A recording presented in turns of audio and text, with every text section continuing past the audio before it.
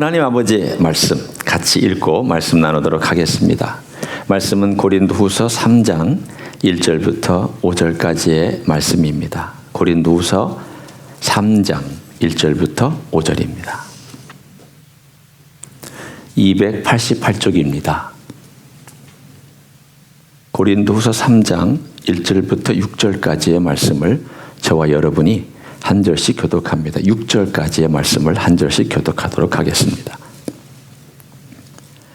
우리가 다시 자천하기를 시작하겠느냐? 우리가 어찌 어떤 사람처럼 추천서를 너희에게 붙이거나 혹은 너희에게 받거나 할 필요가 있느냐? 너희는 우리의 편지라 우리의 마음에 썼고 무사람이 알고 읽는 바라. 너희는 우리로 말미암아 나타난 그리스도의 편지니 이는 먹으로 쓴 것이 아니요 오직 살아계신 하나님의 영으로 쓴 것이며 또 돌판에 쓴 것이 아니요 오직 육의 마음판에 쓴 것이라.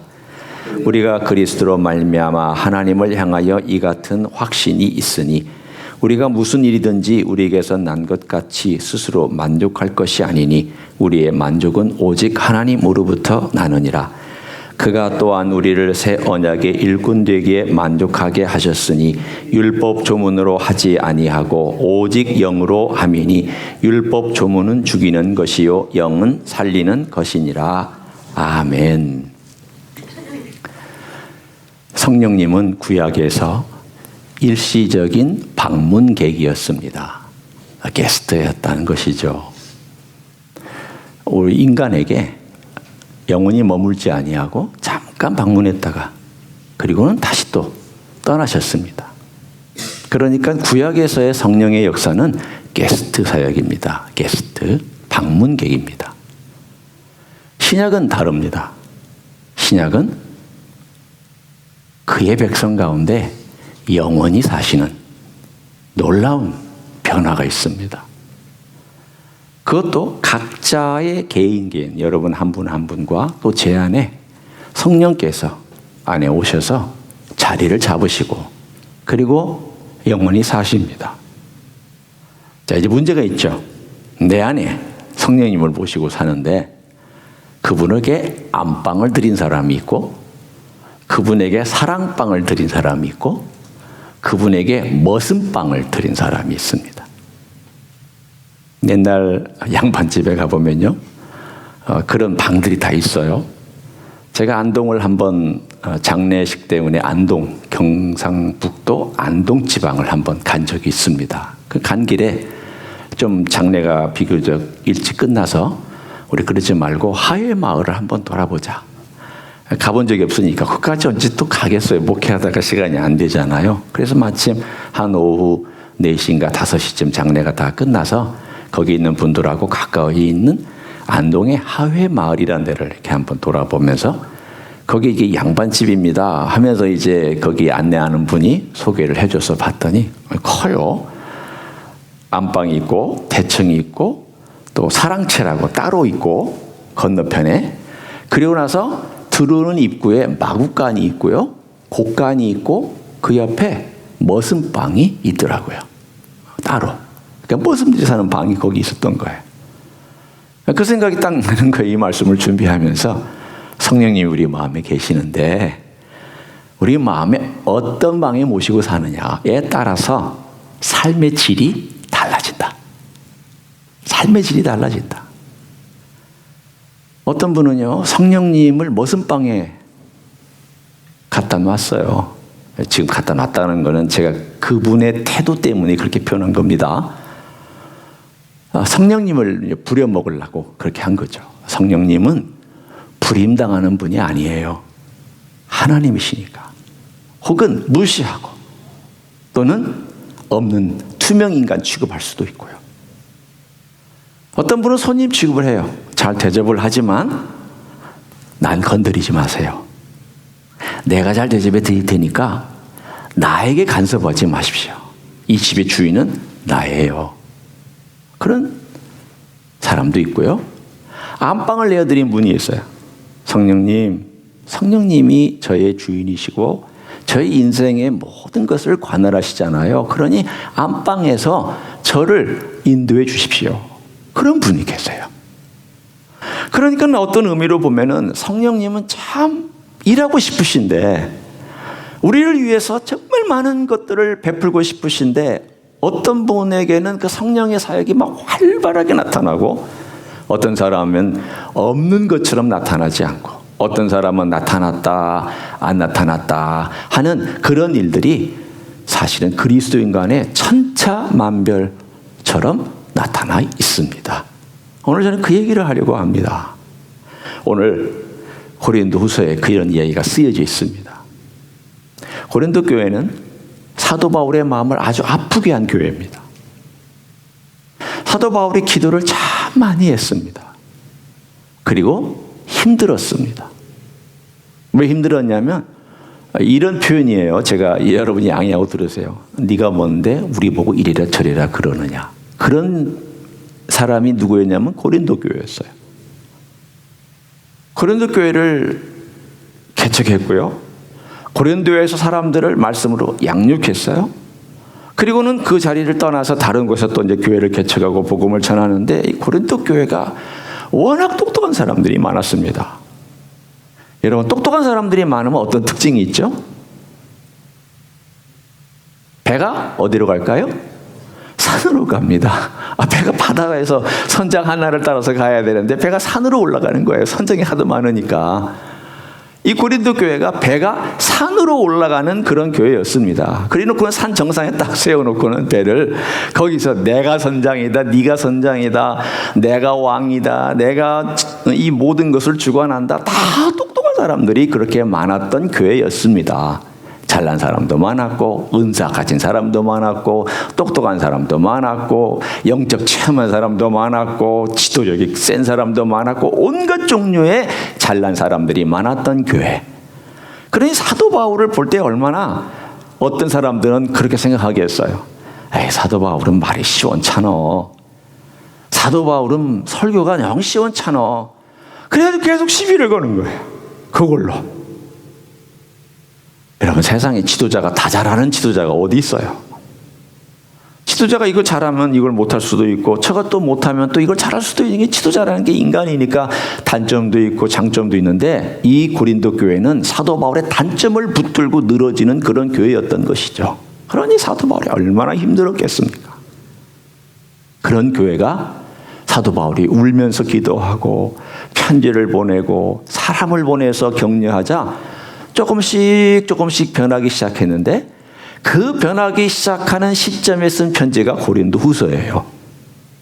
그리고 고린도후서에 오늘 이 말씀이 무슨 뜻이냐면, 너 한번 생각해 봐라. 너는 우리가 마음에 쓴 편지다. 그리고 너의 마음 가운데도 편지가 쓰여져 있다. 그 편지는 우리가 썼지만 성령께서 쓰신 편지다. 우리는 겉으로 보이는 에이전트고, 눈에 보이는 에이전트, 너희 안에서 역사하는 에이전트인 성령께서 편지를 쓰셨다. 그리고 그 편지는 예수 그리스도를 너희 마음판이라고 하는 요 판에다가 성령님이 그분의 필체로 이야기를 써내려 가신 당사자들이 너희들이다. 그 이야기를 해주고 있습니다. 그러면 이 마음판에 뭘 새겨넣었을까요? 오늘 그 얘기가 본문에는 명확하게 안 나오지만, 암시를 하고 있지만, 그걸 명확하게 보여주는 다른 본문이 하나 있습니다. 로마서 5장 5절을 가서 제가 한번 읽어드립니다. 자, 로마서 5장 5절을 가서 한번 펼쳐 보이시죠? 같이 한번 읽을 필요가 있으니까 로마서 5장 5절 좀 앞으로 가시면 됩니다. 245쪽 성경의 앞으로 조금 가셔서 우리가 한번 로마서 5장 5절을 같이 읽어봅니다. 자, 시작. 소망이 우리를 부끄럽게 하지 아니함은 우리에게 주신 성령으로 말미암아 하나님의 사랑이 우리 마음에 부은 바 됨이니. 우리 마음에 뭐가 부어졌다고 그랬습니까? 하나님의 사랑이 부어졌다고 그랬어요. 누구를 통해서 부어졌다고 그랬습니까? 성령님을 통해서 부어졌다고 그랬습니까? 누가 부어줬습니까? 하나님께서 부어줬습니다. 하나님께서 성령님을 통하여, 에이전트입니다. 소스는 하나님이시고요. 에이전트는 성령님이세요. 그리고 이 사랑을 누구에게 부어줬냐면 우리에게 부어줬는데 그 부어준 그곳이 어디냐면 우리의 마음밭이에요. 우리의 마음에다가 하나님께서 성령님을 통하여 일하시는 거예요. 성령님을 통하여 계속 사랑을 부어주고 또 부어주고 부어줘요. 이게 신약시대의 그리스도인의 삶입니다. 제가 단적으로 구약과 신약의 차이점을 두 인물을 통해서 대조해 드리도록 하겠습니다. 하나는 스가랴고 구약의, 또 하나는 신약의 스데반입니다. 우리말로는 다 스시예요.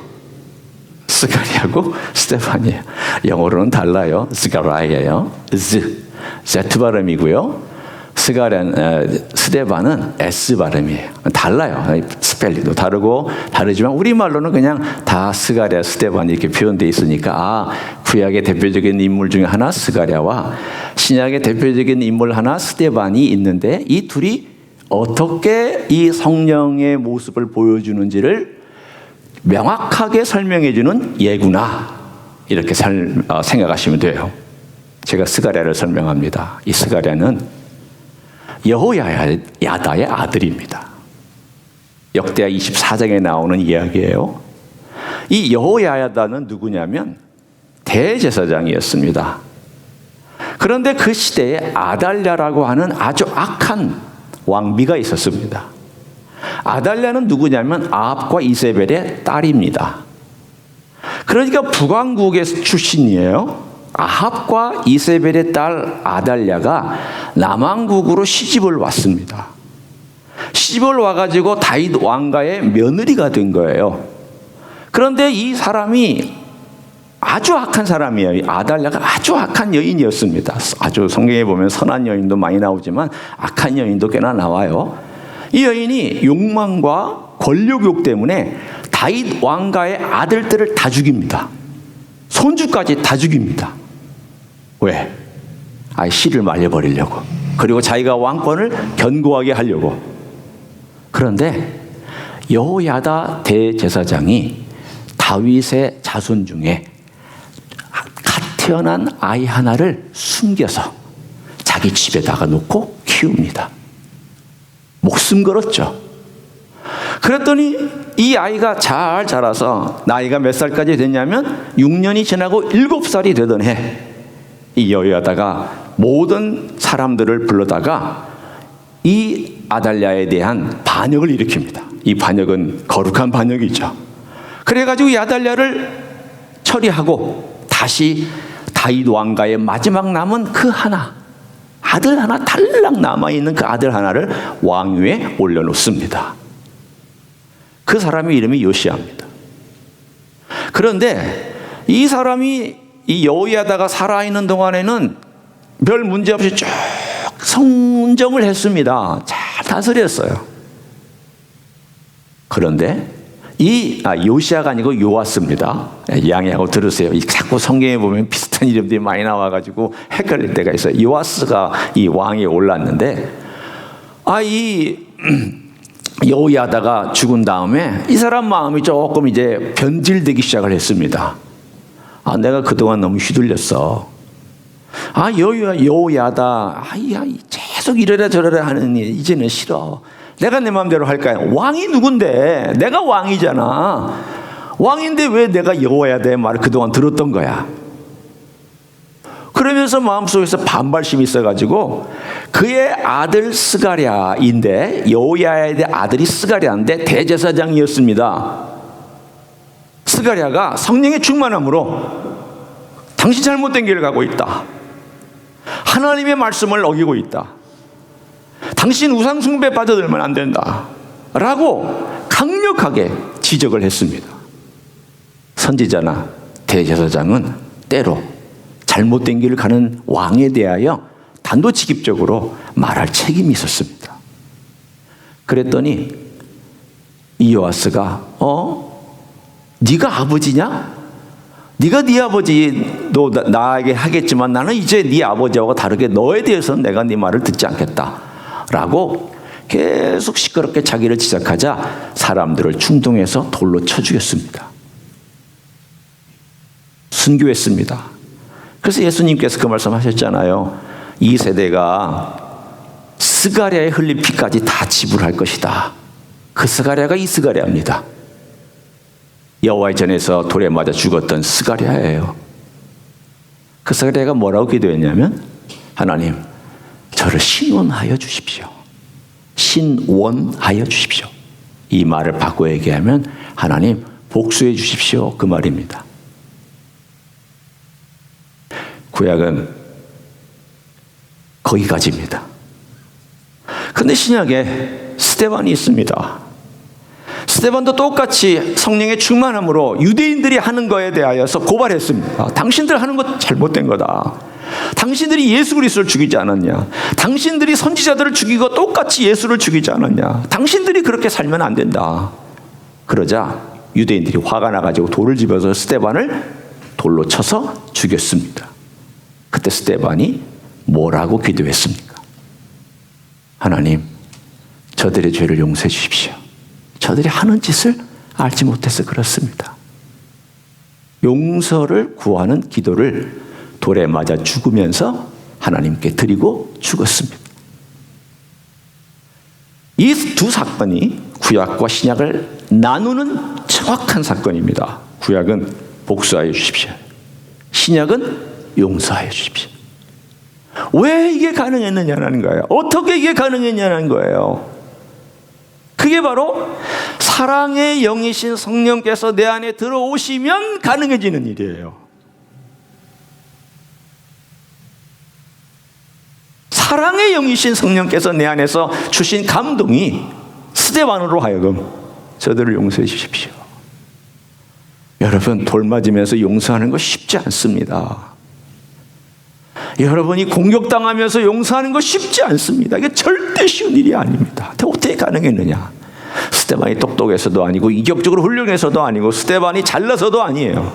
성령께서 그 마음을 감동해 주셨기 때문입니다. 그게 신약입니다. 여러분, 성령은 사랑의 영입니다. 율법은 지적하고요, 율법은 질책합니다.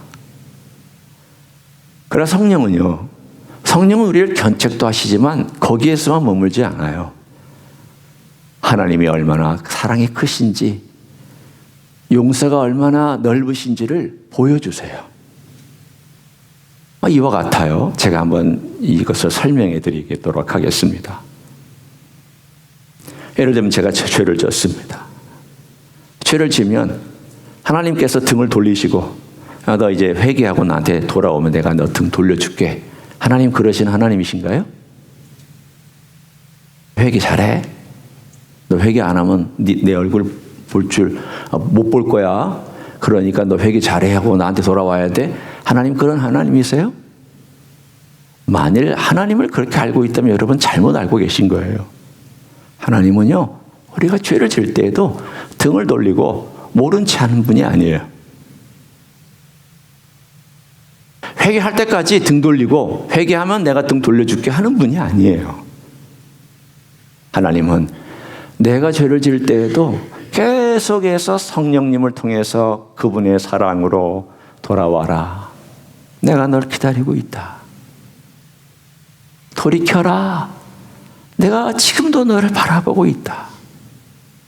내 사랑은 너를 떠난 적이 없다. 나에게로 돌아와라. 성령님은 사랑으로 호소하고 계세요. 죄를 질 때에도 우리 등을 돌린 것이 아니라 오히려 죄를 질 때 더 강력하게 역사하잖아요. 죄 많은 곳에 은혜가 넘친다고 그랬잖아요. 은혜를 받기 위한 수단으로 죄를 사용하라는 말이 아니잖아요. 내가 어쩔 수 없이 죄를 지고 연약하기 때문에 죄를 지고 넘어지기도 하고 실패하기도 하지만, 그러나 그럼에도 불구하고 내가 실패했던 그 자리에 하나님의 은혜는 더 큰 줄로 믿습니다. 이게 하나님의 은혜고 사랑이에요. 성령님은 그런 하나님의 은혜와 사랑을 이 땅에서 우리 마음속에서 계속해서 보여주시고 역사하고 계세요. 그렇기 때문에 회개는요, 내가 하나님의 질서를 어겼어. 하나님의 율법을 내가 잘못 지켰어. 그러니 나는 벌받아 마땅해. 거기에서 머물면은 그것은 율법입니다. 그거 아니에요. 그걸 뛰어넘어서 내가 아버지의 사랑을 이렇게 떠나 있던 것이 마음이 아파. 하나님이 나를 이렇게 사랑하시는데 내가 하나님을 사랑하지 못하고 살았다는 게 너무 아파. 그 사랑에 초점을 두는 거예요. 법에 초점이 있는 것이 아니라 그 사랑에 초점을 두고 아버지의 마음에 초점을 두고 예수님의 마음에 초점을 두고 내가 그 마음에 합당하지 못했던 게 너무 가슴이 아프고 너무 힘든 거. 그래서 내가 아버지께 돌아가야 되겠다. 아버지는 날 받아주시니까. 아버지는 날 사랑하시니까 내가 아버지께로 돌아가야 되겠다. 그래서 돌아가는 거죠. 우리는 그것을 회개라고 말씀합니다. 내가 죄를 질 때에도 하나님은 사랑으로 나를 여전히 돌보시고 여전히 나를 사랑해 주고 계세요. 내가 병들 때는 더 나를 사랑하시고 나와 함께 하시고 나를 돌봐주세요. 내가 깊은 고난 속에 빠져 있을 때 하나님은 나를 그 고난 가운데 더 역사해 주시고 도와주세요. 제가 여러분에게 언젠가 한번 권면해 드리고 싶은 책이 하나 있습니다. 그건 하늘에 속한 사람이라고 하는 윈 형제라고 하는 중국의 형제가 다른 분하고 이렇게 미국 분하고 같이 글을 쓰면 그래서 영어로 그분이 잘 이렇게 해가지고 영어로 나온 책이에요. 하늘에 속한 사람이라는 책이 있어요. 그런데 이 책에 이분이 중국이 공산화되었을 때에 30여 번이나 감옥을 들락날락합니다. 그러니까 한번 감옥 들어가면 몇 년씩 있는 거예요. 그 속에서 계속 핍박당해요. 맞아요. 밥도 굶겨요. 고통스럽게 만들어요. 너 예수 부인하면 풀어줄게. 너 자유롭게 될 거야. 우리가 너 다른 거 안 해. 예수만 부인하면 돼. 너 예수만 자랑하지 말고 예수 얘기만 하지 마. 그러면 돼. 그분이 그곳에 있으면서 아마 그 책을 읽으면 어떨 때는 아이고 이런 기적이 이 시대에도 20세기에도 있었나요? 할 정도로 조금 고개를 갸우뚱갸우뚱하는 기적 같은 이야기가 적혀 있어요. 근데 그분이 자기 이야기를 진술한 것을 그분이 쭉 다른 분이 적은 거니까 이분이 이런 글을 쓴 적이 있습니다. 내용, 그 책에 나오는 내용의 일부분을 제가 간단하게 여러분에게 소개해 드립니다. 정말로 고난받는 사람들은 하나님의 임재를 결코 경험하지 못하는 자들이다. 내가 처음 감옥에 갇혔을 때는 도대체 왜 하나님이 그것을 허락했는지를 놓고 무척이나 고심했다. 서서히 단지 내가 그분을 위해 일한 것보다 그분이 나를 향한 더 깊은 목적을 갖고 계시다는 것을 깨닫기 시작했다. 그분은 나를 알고 싶어 했고 나는 그분이 알고 싶어졌다. 그것도 깊이 그리고 친밀하게. 그 깊은 감옥 속에서 이 윈 형제는 하나님의 임재를 체험하기 시작했습니다. 성령께서 그를 돕고 있고 그 마음 가운데 평안을 주고 하나님을 알고 예수 그리스도를 배워가는 그러한 마음의 감동과 감화를 주시기 시작을 했습니다. 여러분, 이런 이야기가 중국의 지하 감옥에서 이분만이 있었던 것이 아닙니다.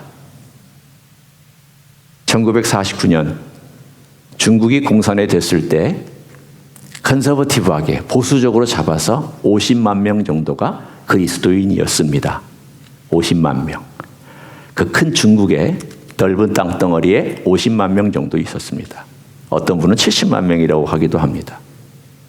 그런데 1992년에 다시 문이 열렸을 때 몇 명이 그리스도인이 있었냐면 보수적으로 얘기해서 3천만 명이 그리스도인이 있었습니다. 92년에. 지금은 1억 명이 넘습니다.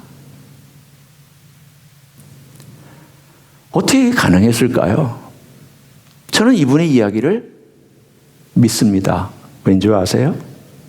선교사들 다 쫓겨나고 목사들 다 잡혀 죽고 또 문화 대혁명을 통해서 신앙 있는 사람들은 더 핍박을 많이 받고 많이 순교했지만 놀랍게 중국의 교회는 그 핍박 속에서 60배 성장을 했습니다.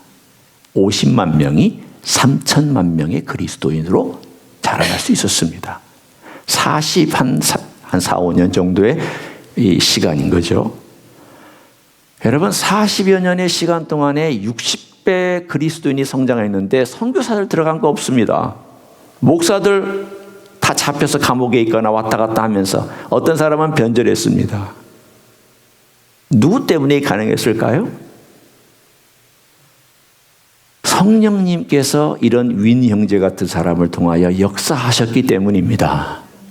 고난 속에서 역사하셨습니다. 아픔 속에서 역사하셨습니다. 핍박 속에서 역사하셨습니다. 어두운 장막의 뒤편에서 역사하셨습니다. 깊은 지하 감옥에서 역사하셨습니다. 슬픔과 좌절과 눈물이 있을 만한 곳에서 역사하셨습니다. 성령님은 그런 자리에 더 강하게 역사하는 줄 믿습니다. 사랑의 성령님이시기 때문이에요. 사랑의 성령님이시기 때문에. 제가 이 본문 외에 또 하나의 본문을 소개해 드리도록 하겠습니다. 이제 제가 로마서 5장 5절을 설명해 드렸고요. 그리고 나서는 처음에 제가 고린도서 3장을 여러분에게 설명해 드렸습니다. 우리의 마음판에 새겼는데 뭘 새겼느냐?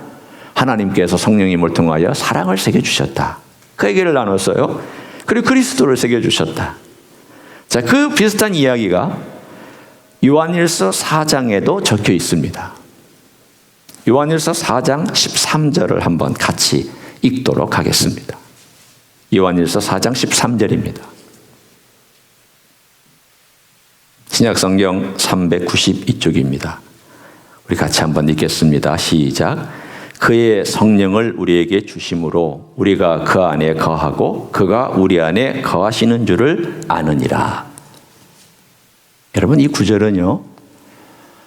번역이 조금 잘못됐습니다. 그러나 아마 여러분이 이렇게 생각하실 거예요. 목사님이 이걸 번역한 분들보다 더 똑똑하세요? 그렇게 아마 물으실 수 있어요. 그러나 여러분 이 구절은 약간 애매하게 번역했다는 뜻이에요. 왜 그러냐면 그의 성령을 우리에게 주심으로가 아니에요. 을이 아니에요. 여기에는요 헬라어에 전치사가 붙어 있습니다. 영어로도요 번역본을 잘 보세요. 전치사가 붙어 있어요. 어떤 전치사가 붙어 있냐면 그냥 여러분 설명을 위해서 하는 거니까 조그만 한 1분만 양해하고 들으세요. 영어로 말하면 of 내지는 out of가 붙어야 돼요. 그러니까 성령님의 어떤 것을 주셨다. 혹은 성령님으로부터 어떤 것을 주셨다. 그 어떤 것이란 목적어는 빠져 있어요. 학구적인 분들은 이제 가서 영어 성경 한번 찾아보세요. 더 학구적인 분들은 헬라어 성경 찾아보세요. 여러분 전치사 하나가요 방향을 바꿔요. 그렇잖아요. 밖으로 그러면 나가는 거고요. 안으로 그러면 아니잖아요. 방향이 달라지고 내용이 달라지잖아요. 이 전치사를 빼고 번역을 해버렸어요. 제가 다시 설명하면 이런 뜻입니다. 그의 성령의 것을 우리에게 주심으로 혹은 그의 성령으로부터 어떤 것을 우리에게 주심으로 우리가 그 안에 거하고 그가 우리 안에 거하시는 줄을 아느니라. 자, 그러면 그 어떤 것을 주셨다는 뜻일까요? 그 어떤 것이 무엇일까요? 자, 여러분 앞뒤를 잘 보시면 그 목적어를 찾을 수가 있어요. 제가 읽어드릴 테니까 뭔지 한번 찾아보세요. 이거 맞히는 분에게 제가 띵동댕 이걸 한번 쳐드리도록 하겠습니다. 11절 읽어드립니다. 사랑하는 자들아 하나님이 이같이 우리를 사랑하셨은즉 우리도 서로 사랑하는 것이 마땅하도다. 12절 어느 때나 하나님을 본 사람이 없으되 만일 우리가 서로 사랑하면 하나님이 우리 안에 거하시고 그의 사랑이 우리 안에 온전히 이루어지느니라. 14절 건너가서 아버지가 아들을 세상의 구주로 보내신 것을 우리가 보았고 또 증언하노니 누구든지 예수를 하나님의 아들이라 시인하면 하나님이 그의 안에 거하시고 또 그도 하나님 안에 거하시느니라. 하나님이 우리를 사랑하시는 사랑을 우리가 알고 믿었노니 하나님은 사랑이시라. 사랑 안에 거하는 자는 하나님 안에 거하고 하나님도 그의 안에 거하시느니라. 성령의 무엇을 우리에게 주셨을까요? 성령으로부터 무엇을 주셨을까요? 사랑. 딩동댕, 딩동댕. 사랑. 성령님으로부터 뭐가 흘러나오냐면 하나님 아버지와의 사랑이 성령님을 통하여 내 마음 가운데 그 사랑이 부어지고 심어지고 쓰여지고 새겨진다는 말이에요. 로마서 5장에서는 주셨다, 부어주셨다. 그리고 고린도서 3장에서는 그것을 새겼다, 썼다. 그리고 오늘 요한일서 4장 13절에는 오늘 본 것처럼 주셨다. 뭘 주셨냐면 사랑이라는 거예요. 사랑. 성령님의 사역은 사랑을 떠나서는 절대 존재하지 않아요. 여러분 성령을 생각하면 능력을 먼저 생각하시죠? 그러면 안 돼요. 성령을 생각하면 방언을 먼저 생각하시죠? 그러시면 안 돼요. 성령을 생각하면 기적을 먼저 생각하시죠? 병 낫는 거 생각하시죠? 그러시면 안 돼요. 뭘 먼저 생각하셔야 돼요? 사랑, 사랑, 사랑.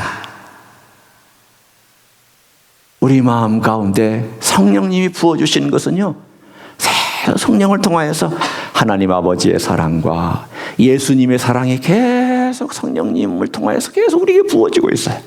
그리고 그 사연을 써요. 그 사연의 이야기가 뭐냐면 예수님의 이야기예요. 예수님이 너를 이렇게 사랑하고 너를 위해서 이렇게 돌아가셨다. 예수님은 너를 위해서 지금도 이렇게 역사하고 지금도 너를 위해서 기도하신다. 예수님의 이야기를 막 적어요. 그러면 예수님의 그 사랑의 이야기를 보면서 아버지의 사랑을 우리가 깨달아요. 성령님은 예수님의 사랑의 이야기를 적고 그 사랑의 이야기를 통하여 우리는 아버지의 사랑의 이야기를 듣고 아버지의 사랑의 이야기를 우리가 들으면서 예수님의 사랑을 보고 또 성령님께서 사랑으로 내 안에서 역사하는 걸 우리는 경험하고 느껴요. 이게 바로 성령과 우리의 관계입니다. 얼마나 놀라운 이야기예요. 그러니 지금 요한 사도가 말하는 거예요. 우리가 사랑하는 게 마땅하다. 왜? 아니, 성령님이 너희 안에 계신 네가 사랑 안 할 수가 있느냐? 성령의 이야기를 막 쓰고 있는데 그 이야기를 읽고 나도 사랑하고 싶어요. 어떻게 하면 사랑할 수 있을까요? 내가 어떻게 하면 예수님을 닮을 수 있을까요? 그러면 성령께서 알려주시죠. 네가 이럴 때는 좀 이렇게 해봐. 이렇게 좀 한번 사랑해봐. 너 저 잘 참지 못하면 좀 참아봐. 너 용서 잘 못하면 용서해봐. 너 여러 가지 환난과 역경 속에서 짜증 잘 내고 있으면 그 환난과 역경 속에서 좀 기다려봐. 그리고 달라고 기도해봐. 그러면 성령께서 너에게 위로부터 주시는 하나님의 사랑과 예수님의 은혜와 그 능력을 막 부어주실 거야. 이것이 오늘 우리에게 주시는 메시지예요. 윈 형제가 감옥에서 경험했던 이야기는 남의 얘기가 아닙니다. 우리 얘기예요. 스데반이 죽으면서 저들을 용서해달라고 했던 이야기는 남의 얘기가 아니고 우리의 이야기예요. 우리도 그렇게 할 수 있는 줄 믿습니다. 성령님이 계시기 때문입니다. 함께 통성으로 기도하시겠습니다.